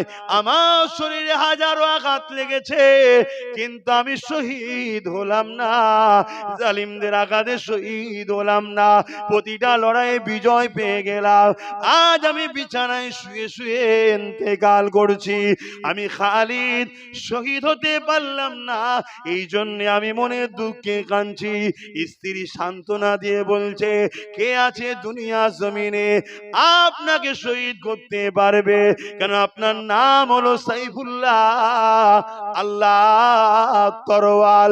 কে আছে জমিনের উপরে আল্লাহ তরোয়াল খেয়ে ভেঙে দিতে পারবে? এই আল্লাহ তার তরোয়াল খেয়ে ভাঙতে দেয়নি। আরো জোরে বলুন সুবহান। এ যুবক, তোমরা ওঠো, দাঁড়াও, তোমাদের অপেক্ষায় আছে হাজার হাজার মুসলিম, হাজার হাজার মজলুম তোমাদের অপেক্ষায় আছে। তোমরা জাগলে হাজার হাজার লাখো কোটি তাদের ধর্ম আলাদা হতে পারে, তারাও তোমাদের মুখের দিকে তাকিয়ে আছে, তারাও তোমাদের কাছে আসবে। তোমরাই পারো মানুষের চোখের পানি মুছতে, তোমরাই পারো মানুষের মুখে হাসি ফুটাতে, তোমরাই পারো এই সমাজে ন্যায় প্রতিষ্ঠিত করতে। তোমরাই তো খালিদ বিন ওয়ালিদের উত্তরসূরি, তোমরাই তো মোহাম্মদ বিন কাসেমের উত্তরসূরি। একটা 17 বছর 18 বছরের ছেলে, তার মোকাবেলায় জালিমরা থরথর করে কেঁপেছিল। বলো, তোমরাই তো সালাউদ্দিন আইবির উত্তরসূরি। তোমরা জাগো আমার ভাই, তোমাদেরকে ইচ্ছা করে গান ধরিয়ে দেওয়া হয়েছে, যাত্রা ধরিয়ে দেওয়া হয়েছে, মেলা ধরিয়ে দেওয়া হয়েছে, ফাংশন ধরিয়ে দেওয়া হয়েছে, বাড়ি বাড়ি টিভি ঢুকিয়ে দেওয়া হয়েছে, মোবাইল ধরিয়ে দেওয়া হয়েছে, মদ ঢুকিয়ে দেওয়া হয়েছে। খেয়াল করে দেখো, মুসলিম মেজরিটি এলাকাতেই মদের আড্ডা, মেলা, লড়ারি এখনো মুসলিম মেজরিটি এলাকাতেই দোকান দেওয়া হয়। তোমাকে জড়াবে বলে। কেন? তুমি যদি সুস্থ মাথায় জেগে থাকো এই সমাজে তিলোত্তমা, তাহলে রেপ হতো না। তুমি যদি সুস্থ মাথায় জেগে থাকতে এই সমাজে তামান্না বোমে মরতো না। তুমি আজকে ঘুমিয়ে ঘুমিয়ে তাদের হাতের পুতুল হয়ে আছো বলেই তো তামান্না ছোট্ট বাচ্চা বোমের আঘাতে গেল, তিলোত্তমা মানুষের সেবা করছে, রাত জেগে অপারেশন করছে, তাকে রেপ হয়ে চোখ দিয়ে খুন বেরিয়ে মারা গেল। আজ ইনসাফ হলো না। কেন? মাথায় যে বসে আছে সেও বদমাইশ, এখানে বসে আছে সেও চিটিংবাজ, সব মিলেমিশে আছে। কথা কি কষ্ট লাগছে নাকি? একদম সাচ কথা বলে যাচ্ছি। যদি নিতে না পারো তাহলে বাপ আমার কিছু করার নেই, সমস্যা অন্য জায়গায়। আবারও কাছে আমি কথা বাড়াচ্ছি না। সালাম দান ইয়া নবী,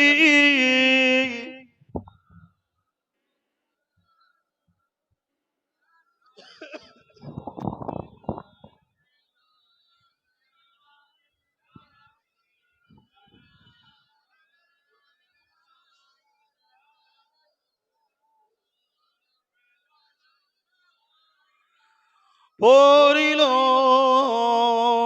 আল্লাহ আরো বাণী, পোহালো দুঃখে রজনী, হইল জগৎ অনুরানী, আমিনার অনির্মণি, ইয়া নবী সালাম,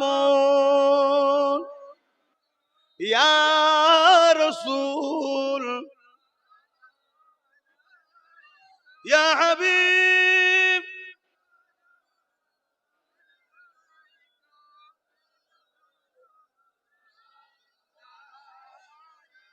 ইয়া নবী নাম ও পিয়ারা,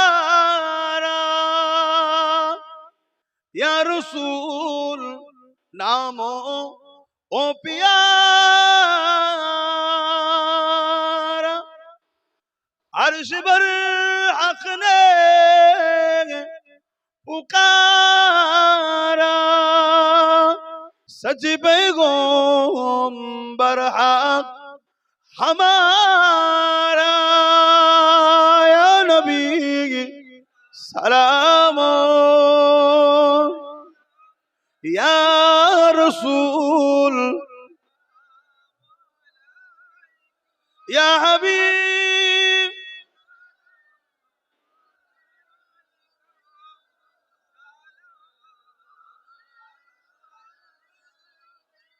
কঠিন হাসরের দিনে কি আছে মোদের কপালে,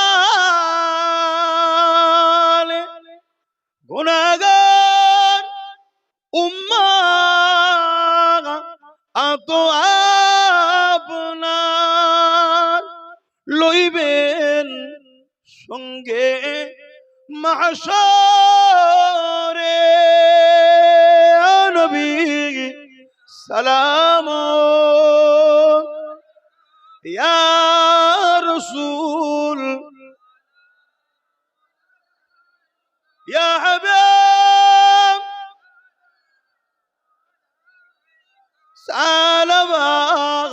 সালাওয়াতুল্লাহ। সকলে বসুন। বালাগাল উলা। আমার মাফিজুল মন্ডল ভাই কে আছেন? কে আছেন?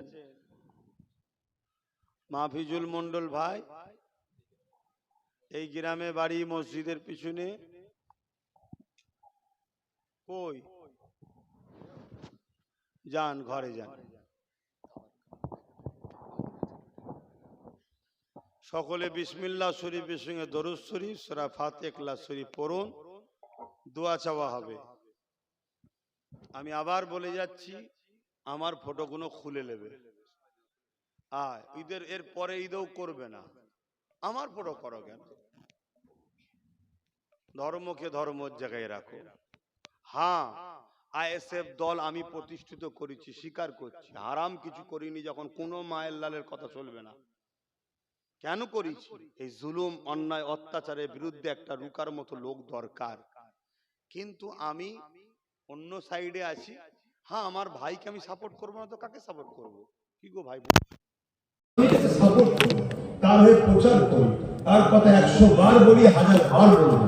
যার ভালো লাগবে মিশবে, যার ভালো লাগবে না মিশবে না। কিন্তু সে একটা জনপ্রতিনিধি, তারটা ঠিক আছে। আমি অন্য লাইনে, অন্য জগতের, আমারটা দেওয়া উচিত হয় না। কথা বুঝে আসছে? এটা বুঝালাম। ভুল হতে পারে মানুষের, নেক্সটে যেন না হয়।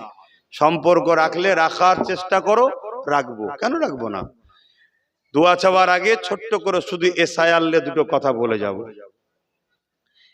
এসআইআর অ্যাকচুয়ালি হলো সংযোজন, সংশোধন। যেসব ভোটার মারা গেছে তাদের নাম বাদ যাবে। যাদের 4-5 জায়গায় ভোট আছে, বিয়ে হয়ে গেছে, চলে গেছে কন্যা, মেয়েরা অন্য জায়গায়, এখনো নাম শেখানোর নাম বাদ যাবে। বা অনেকে 4-5টা জায়গায় নাম করে ফেলেছে বিভিন্ন ছলে কলে, সেগুলো বাদ যাবে। কথা বুঝে আসছে? এবং নতুন কেউ ভোটার, তার নাম উঠবে। এটা হলো অরিজিনাল এসআইআর, এর আগে 8 বার হয়েছে। যদি এটা হয়, ভয় খাবার কিছু নেই, টেনশনের কিছু নেই। কিন্তু এসআইআর এর নামে রাজনীতির পাওয়ারকে যদি অপব্যয় করা হয়, অপপ্রচার করা হয়, অপপ্রচার করা হয়, রাজনীতির পাওয়ারকে কাজে লাগিয়ে গরিব দুঃখী অসহায় মানুষদেরকে যদি বঞ্চিত করা হয়, তাহলে এটা জুলুম, এটা সংবিধান বিরোধী। তাকে ঘৃণা করতে হবে, ধিক্কার জানাতে হবে, সেই এসআইআর কে ব্যান্ড করার জন্য লড়তে হবে। কথা বুঝে আসছে? কিন্তু মনে রাখবেন, কেউ বলছে মুসলমানের নাম বাদ যাবে, কেউ বলছে অমুসলিমের নাম বাদ যাবে। আমি মনে করি গরিবরা বিপদে পড়বে। কথা কিছু বুঝে আসছে? আমি হিন্দু মুসলমান করতে এখানে আসিনি, গরিবরা বিপদে পড়বে। তাই গরিবদেরকে বলবো সংগঠিত হও, ঐক্য হও। হ্যাঁ, বিগত দিন জানি আমার অনেক ভাইয়েরা কেন্দ্র সরকারকে নিয়ে মজা করেছিল। কেন্দ্র সরকার বলেছিল মুসলমানদের তাড়িয়ে দেবো, মজা নিয়েছিল, অনেক কিছু করেছিল। অনেকে ধারণা ছিল মুসলমান চলে গেলে এই ঘরটা আমার হয়ে যাবে, এই দোকানটা আমার হয়ে যাবে। কথা বুঝে আসছে তো নাকি? যারা এই নাচানাচি করেছিল, সমীক্ষা বলছে তাদের নামই বেশি বাদ যাচ্ছে। এর জন্য আনন্দ কিন্তু আমরা নয়, এর জন্য আমরা খুশি নয়। কেন? কেউ ভুল করেছে বলে আমিও তার সাথে তাল মিলাবো, এটাই তো পার্থক্য। কথা বুঝে আসছে না? নাই। কিন্তু আমি বলছি গরিবরা বিপদে পড়বে, সে গরিব মুসলিম হোক আর গরিব অমুসলিম হোক। তার কি ধর্ম পরিচয় তার কাছে রাখো, আমার ধর্ম পরিচয় আমার কাছে থাকুক। দিনের শেষে আমরা ভারতীয় মানুষ, বিপদে পড়ছি, এক হোক।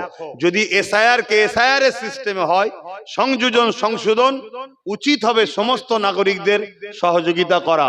কিন্তু এসআইআর এর নামে যদি মানুষকে ঠকানো হয়, পক্ষপাতিত্ব করা হয়, এগুলো আমার রাখবো, বাকিগুলো রাখবো না, তাহলে এটা সংবিধান বিরোধী।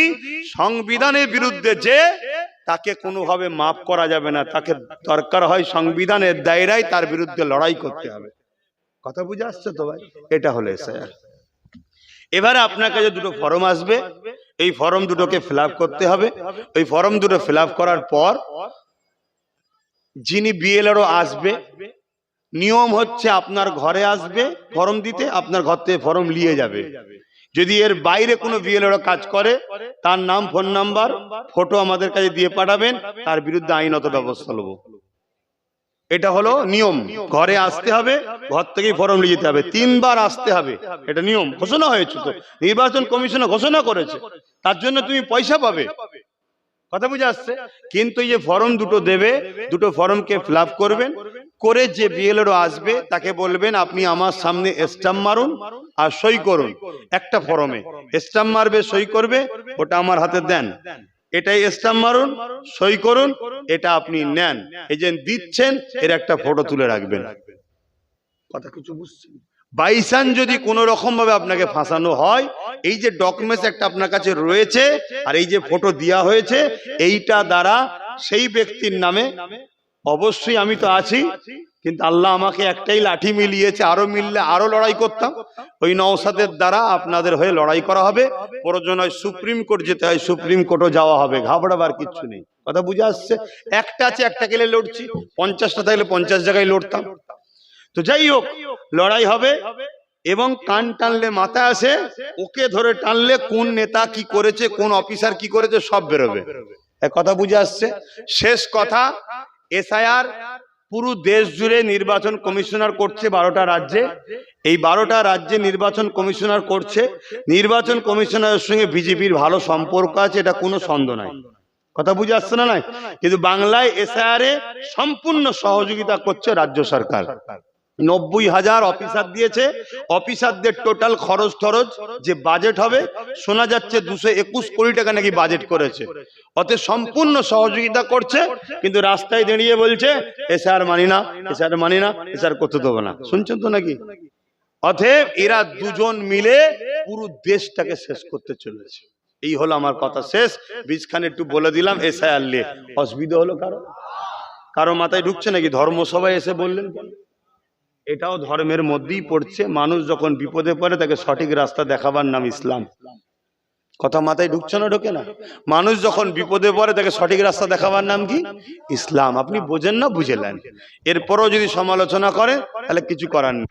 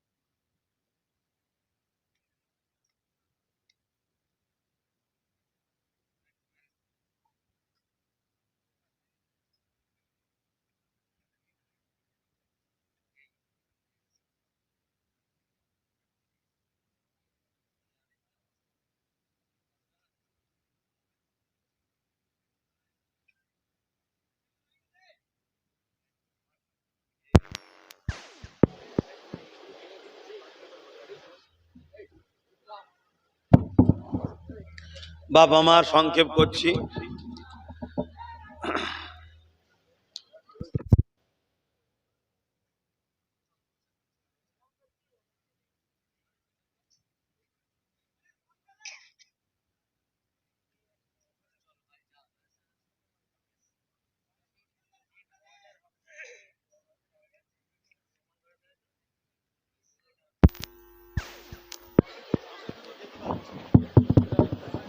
ঠিক আছে, যাক সংক্ষেপ করছি। বলছে ওষুধ দিতেই কারেন্ট চলে গেছে। কিছু করার নেই, সব ওদের হাতে, ওরা সব কিছু করতে পারে, নাবানো আর তোলার ব্যাপার তো। তো যাক, আসেন ওসব ভেবে লাভ নেই। আমি সংক্ষেপ করছি, একটা দাওয়াত দিচ্ছি। এবছর একটা প্রোগ্রাম করার চিন্তা ভাবনা, 2 বছর করতে পারিনি, বছরে করব। 21শে অঘ্রাণ, 21শে অঘ্রাণ নলেজ সিটিতে যে প্রোগ্রাম হয়, ওটা আমার বাৎসরিক ডেট, কিন্তু আমি অনেক খরচ তো প্রোগ্রাম করতে গেলে, অনেক কিছু কাজ থাকে বলে করে উঠতে পারি না। এবছরে নিয়ত করেছি 21শে অঘ্রাণ প্রোগ্রামটা করব। কি বলছেন, যাবেন তো? এটা আল্লাহকে সাক্ষী রেখে বলেন, যাবেন তো? বলুন ইনশাআল্লাহ। সবাই যাবেন, খুশি হব। ওহ কি ধুঁ উঠল আবার। 21শে অঘ্রাণ যাবেন, সবাইকে দাওয়াত দিচ্ছি। আর গাড়িটা সেইভাবে ভাড়া করবেন, তাড়াহুড়ো করবেন না। প্রোগ্রাম শুরু ও শেষ করে তারপরে আসবেন, কথা বুঝে আসছে? তাড়াহুড়ো করে চলে আসবেন না। আপনারা যাবেন বলে আমি নতুন করে রাস্তা বা রিপেয়ারিং করলাম, কথা বুঝে আসছে? লরি বাস ছাড়া যা গাড়ি নিয়ে যাবেন সব মাঠে চলে যাবে। লরি বাস সিঙ্গেল যাবে, একটা একটা করে যাবে, কিন্তু অন্য দিক দিয়ে এসে গেলে ফেসে যাবে। আর ছোট গাড়ি যাতায়াত করবে, এজন্য লরি বাস ছাড়া সব গাড়ি নিয়ে যাবেন, ছোট গাড়ি নিয়ে যাবেন, কোনো অসুবিধা নেই, মাঠে চলে যাবে। 21শে অঘ্রাণ সবাই প্রচার করুন, সবাই যাবেন। নলেজ সিটি আপনার আমার পীরের নামে, তাই তো নাকি? অতএব সবাই প্রচার করবেন, সবাই যাবেন।